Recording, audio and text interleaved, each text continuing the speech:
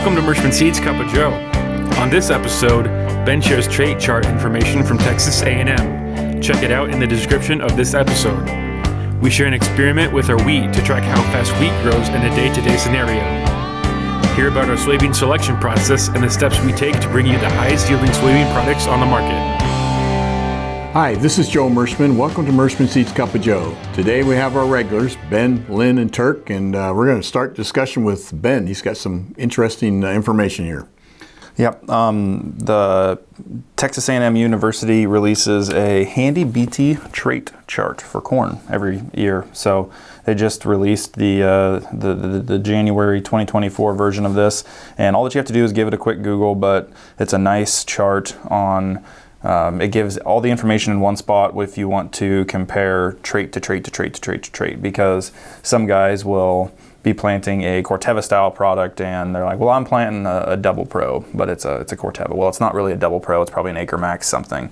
And some guys are curious on which products have Liberty versus Roundup. And this trait basically walks through the proteins, which from a farmer standpoint isn't necessarily super important on which each one of the packages have, but it gives you the insecticides that are, or the insects that are controlled through the proteins that are in there. It gives you the insects that potentially have resistance to those proteins in each one of the trait packages, and it also gives you the herbicide tolerances. So this is an updated version from last year. I don't think last year's version would have had Enlist for our new Power Core, Mershman Seeds Power Core Enlist corn, and that talks about having the 2,4-D and the FOPs from that Enlist trait on our Mershman Seeds Power Core Enlist corn. So handy trait table.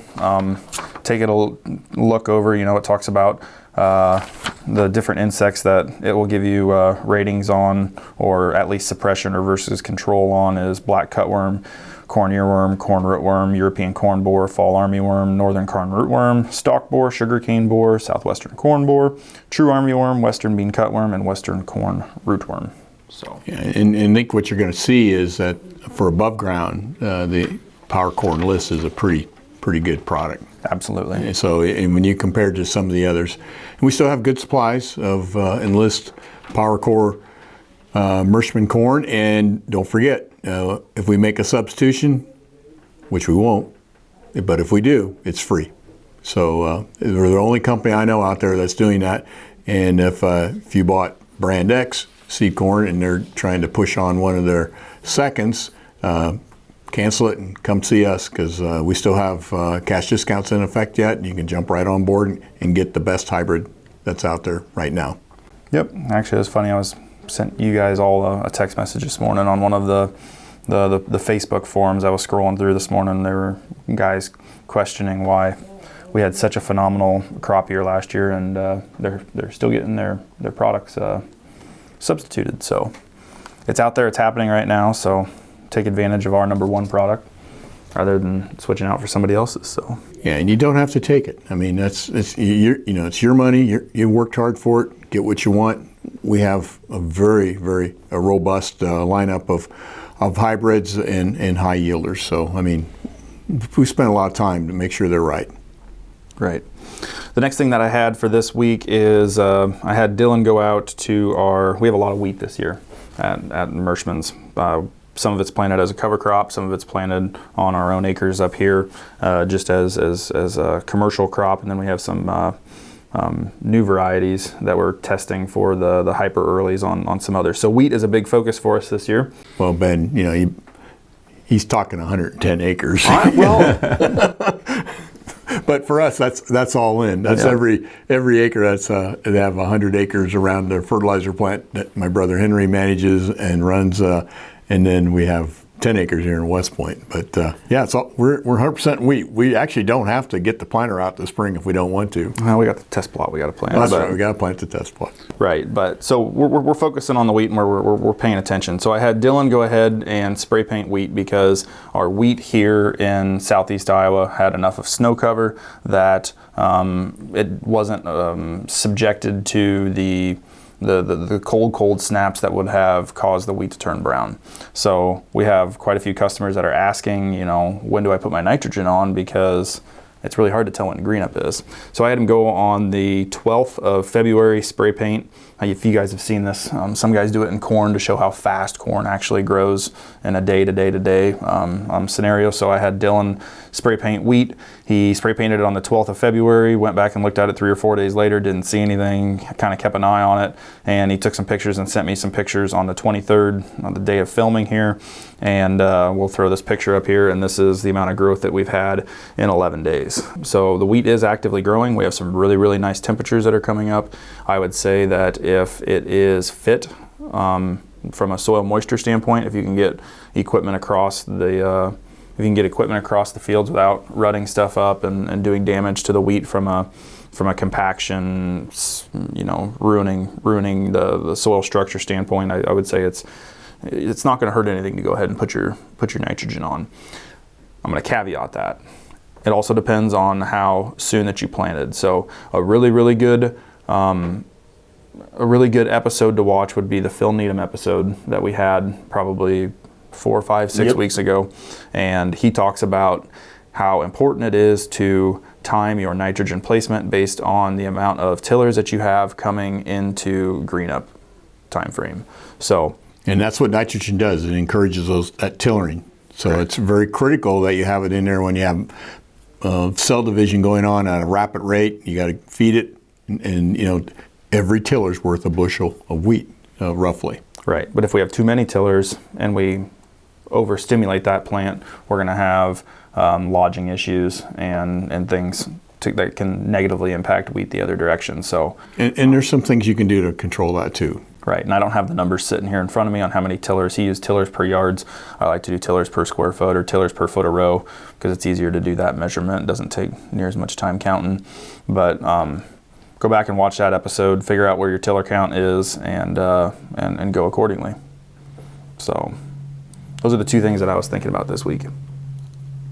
Awesome.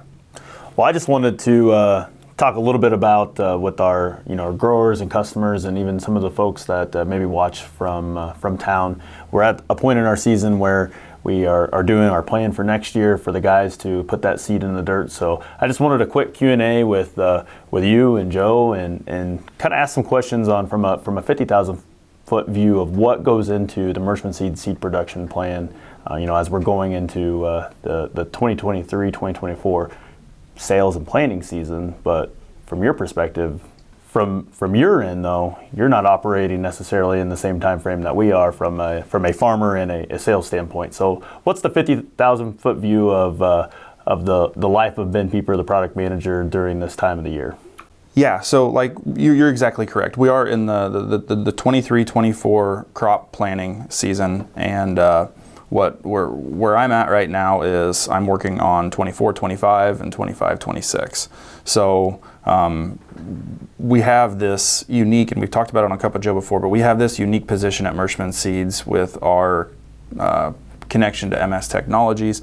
I get to see all of our updated scores and rankings, and you'll see those if anybody on the other side of the camera wants to know where our disease scores are and where our products that we have in the lineup now, how they rate against all the brand new products from win percentages. We have all of that stuff that's now updated. It's because we give all that information to our seed growers on where the win percentages are at, where the sudden death scores are at, where the brown stem rot, white mold, IDC, all of those scores have been updated. And we're looking at all of that hard data from MS Tech, and some products, we have better products. You have to have a better product that takes place of the previous product. So let's just take a real example. Our 2023 Chippewas are a phenomenal product. The past 2 years have done absolutely wonderful things in test plots and out in field scenarios. So just as guys are getting comfortable with it, just as we're seeing sales of the 2023 or the 23-23E Chippewas, we're going to have a new product in place for sales for next year that guys will be able to plant the following year. And the reason for that is this new Chippewa is 3 to 4% higher yielding, plus it's got a peaking option. So that's just one example of how the lineup works. If there's a product in that general maturity range, it's got to be higher yielding. It's got to have at least as good of a disease package, if not better. We're constantly looking for products that have a wide footprint for guys and have the ability to move on wide percentages of acres, and they're not niche style products, because we want guys to be able to plant these products in northeast Iowa and northeast Indiana. So that's just one kind of example on what we're looking for. We're also looking for, I know I have a hot spot in southwest Minnesota, northwest Iowa, where IDC is a big problem. So that's something that I've looked for this year.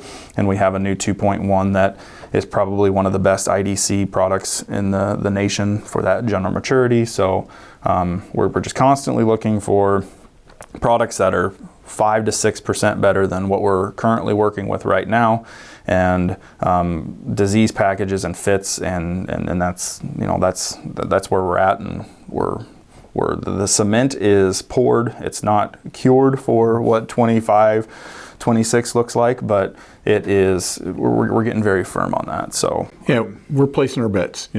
Basically, I mean, theoretically, Ben could write your order for 24, 25, and 25, 26 right now, based on the bets that we're placing on these new products. Now, obviously, we'll get another year of data and make those comparisons. But literally, we know what we're going to be doing for the next 2 years. So we're placing our bets. By that, I mean we're investing in production, and some of this takes time just because you got a small amount of seed. It takes an extra year to build it up to the quantities that we need to massively market it. But just in general, it's a very, very time-consuming process for Ben. He looks at computer screens for many days, and he's out in the field looking at some of these beans in the summer and the fall. So it's a fun process too, because of the fact that you always see these better products. Always something better. So kind of a little bit like the hot dog in front of the dog that's pulling the cart. You're always chasing that next better product, and we've got some really, really good products. And the nice thing about it is the MS Tech breeding program is so massive now that we're getting many, many options now in each maturity. So even to the point where it's kind of hard to pick which one's the best. And that's a good problem to have, because I may have 4 or 5 different options in an early group 2 that, we just tweak one direction or another. Is it a standability thing that we're looking for? Is it a disease score that we're looking for? Is it a different sister line compared to something that we've had in the past, or a similar sister line that we've had in the past? Because like our McKinley has a very, very common lineage to some of the products that we're moving forward with for the 25, 26 year, and it's just very interesting. So, and it makes you a little more confident in your pick, because you kind of know the pedigree. Right. It'd be maybe a little bit similar to either racehorses or buck and bulls or whatever your vice is, that if you know the pedigree, you kind of somewhat know what the progeny will come out to be. Right. And I guess one of the other things that we're always doing, and it's no different from this year, we have our staples. We have our staples in the Cheyenne. We have our staple in the Kennedy. We have our staple in the Austin. We have our staple. We have those products that are our top selling products in each maturity, and we are constantly bringing products in. We're raising 80 acres of probably 15 to 20 different products a year, and they may only be 3 or 4% better in the year of testing that I'm looking at than what we have. But the 2-year testing, it may fall off. So I'm looking for consistency as well. So I probably had 3 2.0s since we've launched the Cheyennes, and I haven't moved forward with any of those because our Cheyenne is our stable product. We've never had a complaint on the Cheyenne, which is amazing to have a product that we sell that many acres of and nobody's ever called me and been disappointed with that product. I know I have to have a Rockstar to replace that product. And right now I have 2, if not 3 of them that we're raising this year, and 2 out of the 3 are Pekings for the 25-26 season that are coming out of South America. So really, really exciting. Joe's right, it does take a lot of time, but we're constantly hedging our bets because we know we have to have stability, we know we have to have yield, and we know that the grower has to be satisfied, because we can't have any missteps, because there's other companies out there in the industry that says, this is our brand new bean, this is the best thing in the world, you got to plant it. From what I can see, about 35% of the time that's a mistake.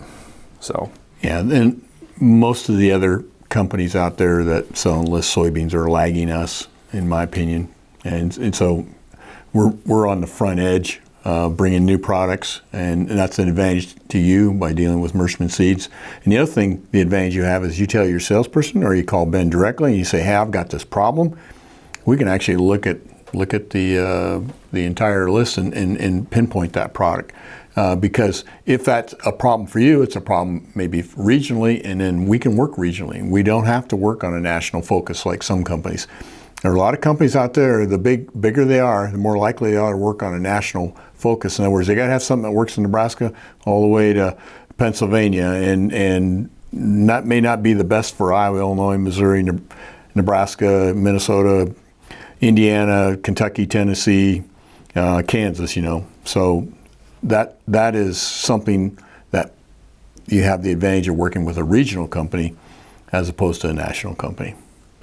I think something that stood out to me when you and I were having a conversation last week about getting seed production all done. When you're looking at the information that's provided to you on all the different varieties that's out there, that spreadsheet was over 2,000, and we don't obviously offer 2,000, right? And we don't even offer, what are we at, 0.01% of what that total portfolio might be. So what the information that's out there to digest is very, very large, but B, to Joe's point, that breeding program is prolific, to say the least. So when a new product comes in, it passes almost what would you call it, a double blind, not a double blind, but a double hurdle jump to get in our portfolio, and everything that we've done from a company standpoint and I guess background check of the varieties, that it's done in mind that we will not have any false steps moving forward, to your point, that anything that's coming out of the Mershman stable is going to be proven, and don't have any fears of your favorite product, a 3-3 got demoted. The next one has been proven and will take off, and will be very, very high yielding for you, and have taken a level of uncertainty out of seed placement and seed picking, I guess, for lack of better terms. And you can shop around, but bottom line is nobody's better than us. Nobody. I mean, that's a fact. Perfect. What else you got, Lynn? We didn't do the update on the dicamba. Last week we did the planter episode, and that was the week that the dicamba decision come out on how EPA was going to move forward with the existing inventories of the dicamba products that are out there. So bottom line is they've just extended the label for whatever the current labels are until, what was the cutoff date on that? It's whatever the label is. Yeah, it's the spray date. So spray dates, last day of spraying. So the only caveat to that is that, Joe, I think you were picking up some. Yeah, we picked up. So basically anything that's in distribution, so it's either at the dealer level or the distributor, but not the manufacturer. If it's in that area, that dicamba can go out to the farmer can use it, spray it. However, we did pick up that some insurance companies may not cover the farmer for potential liability if some kind of mistake is made when spraying dicamba. So if you are a sprayer of dicamba, you might want to check with your insurance provider for your liability insurance and see where your coverage exists, because technically there is no label. It's just allowing inventory to be used up. Yeah, that's in place. In place, yeah. So that would apply to retailers as well, spraying. Yep. So so we don't know that. We just heard it, passing it on to you. Yeah.